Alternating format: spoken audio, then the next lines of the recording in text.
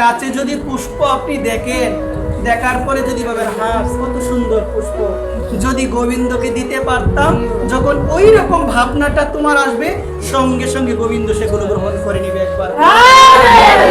আর একটা কাজও তো করা যায়, অনেক সুন্দর দেখেছেন বাগান, পুষ্পের বাগান, অনেক সুন্দর পুষ্প সেই বাগানে ফুটেছে।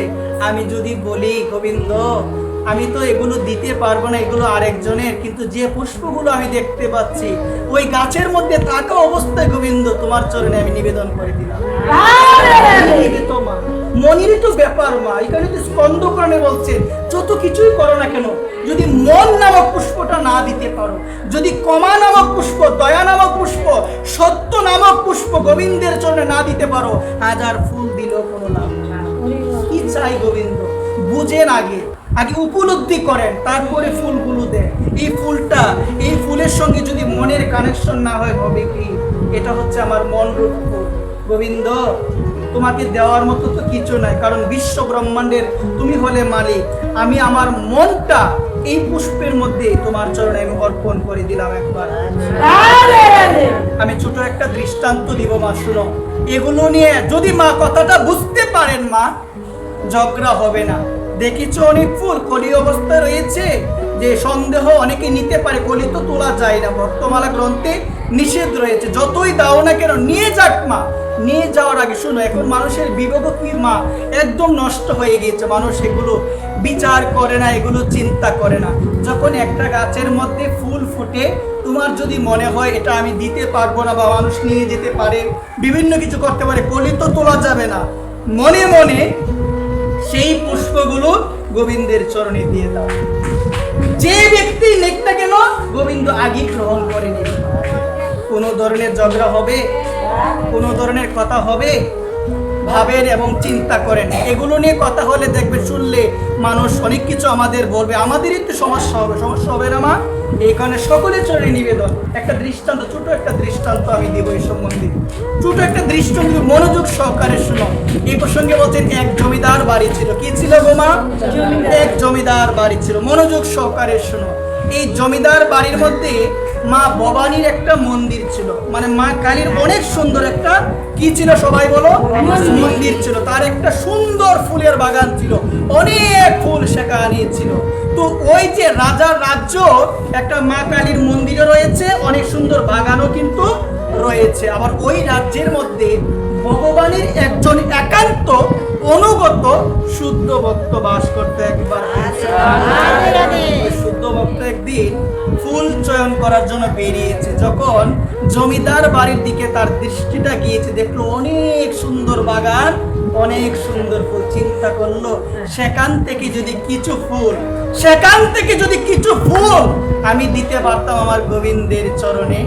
এই লালসায় সে গেল দারোয়ানের কাছে। একটা দারোয়ান তো তাকে জমিদার বাড়িতে, দারোয়ানের কাছে গিয়ে বলছে, ও দারোয়ান ভাই আমাকে একটু সুযোগ করে দাও না, কয়েকটা ফুল আমি গোবিন্দের চরণে দিব। বলছেন আমার মালিকের আদেশ নাই, মালিক বলেছেন কাউকে ফুল নিতে দেওয়া যাবে না, ওই সমস্ত ফুল মা কালীর চরণে অর্পণ করা হবে একবার।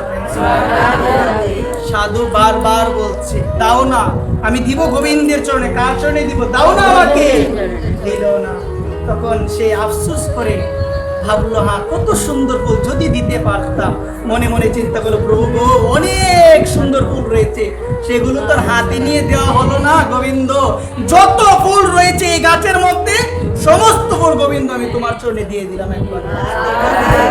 চলে গেল। এইদিকে মা কালীর মন্দিরে যিনি পূজারী, তিনি কি করেছে জানো মা? ফুল চয়ন করে মা কালীর যখন পূজা অর্চনা করো, মায়ের চরণে তো দিবে। যে ফুল গোবিন্দের চরণে লেগে যায় সেই ফুল তো মা তার চরণে নিতে পারে না। আজকে মা কি হলো, যতবারই চেষ্টা করে ফুলগুলো মায়ের চরণে দেওয়ার জন্য, মা এইভাবে মাথা বারবার দিতে চায়, মা মাথা মতো করে পুষ্পটা এইভাবে দিবে, মা মাথা নত করে অবাক হয়ে গিয়েছেন। পূজারী দৌড়ে গেল জমিদারের কাছে, গিয়ে বললেন একটা তো কাজ হয়ে গেছে। বলছে কি হয়েছে? বলছেন আমি প্রতিদিনই তো সেবা দিই, এমন ঘটনা আমি জীবনে দেখি নাই।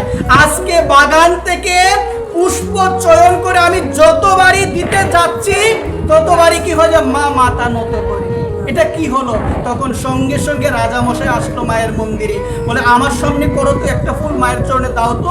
তো যখন মায়ের চরণে আবার দিতে গেল, মা এইভাবে বারবার অবাক হয়ে গেল, কি হয়েছে? সঙ্গে সঙ্গে একটা কথা চারদিকে ছড়িয়ে গেল, আজকে মাকে ফুল দিতে যাচ্ছে, মা মাথা নত করে ফুলের দিকে এইভাবে তাকিয়ে তাকিয়ে। সঙ্গে সঙ্গে চারদিকে যখন এই কথাটা ছড়িয়ে গেল, তখন হঠাৎ শুনতে পেল, কে শুনতে পেল? যে দারোয়ান। দারোয়ান আসলো, দারোয়ান এসে বলছে কি হয়েছে রাজামশাই?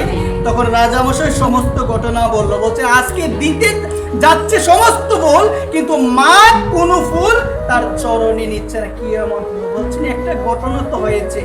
আজকে সকালে না এসেছিল একজন সাধু, ব্রাহ্ম মুহূর্তের সময়ে একজন সাধু এসেছিল। সাধু বারবার অনুনয় বিনয় করে আমাকে বলেছিল, আমি দেই না। আমি বলেছিলাম আপনার আদেশ, কাউকে ফুল চয়ন করতে দেওয়া যাবে না, আমি দেই নাই। তখন আমি শুনেছিলাম ওই সাধু বলেছিল, দুই হাত প্রসারিত করে বলেছিল, গোবিন্দ ও আমাকে দেই নাই, আমি সমস্ত ফুল তোমার চরণে দিয়ে গেলাম একবার। এই কথা যখন বললো, সাধুকে ডেকে আনলো। সাধুকে যখন মা ডেকে আনলো, সাধুকে সমস্ত ঘটনা খুলে বলা হলো। সাধু বললো, দেখো আমি তো এসেছিলাম, কিন্তু ও আমাকে দেয় না, কিন্তু ফুলগুলো না এত সুন্দর ছিল, আমি মনে মনেই নিবেদন করে দিচ্ছি। রাজা বললো, যে ফুল ভগবানের চরণে দিয়ে দেওয়া হয়, সেই ফুল তো মা কালী কখনো তার চরণে নিতে পারে না, মস্তকে নিতে পারে। বলো সবাই, বোঝার চেষ্টা করো। এই বিষয়টা যদি কারো ভিতরে গেঁথে যায় ফুল নিয়ে, আমি মনে করি ঝগড়া হবে না। মা ভাবো, একটাবার ভাবো, মনকে একদম চিন্তা করো, একদম শান্ত হয়ে ভাবো, নিয়ে গিয়েছে যা গোবিন্দের চরণে দিবে। আর যদি কলি অবস্থায় থাকে, দিয়ে দাও, গোবিন্দ অনেক সুন্দর ফুলই তো মনে হয় ফুটবে, নাও তো পেতে পারি, কিন্তু গোবিন্দ আমি আগেই তোমার চরণে সমর্পণ করে দিলাম, আমি আগেই তোমার জন্য সমর্পণ করে দিলাম। যদি পাও তাহলে তো ভালো, তাহলে তো ভালো, ঠিক আছে, ভালো কিনা সবাই বলে। আর যদি না পাও, যে নিয়েছে তার আগে গোবিন্দের চরণে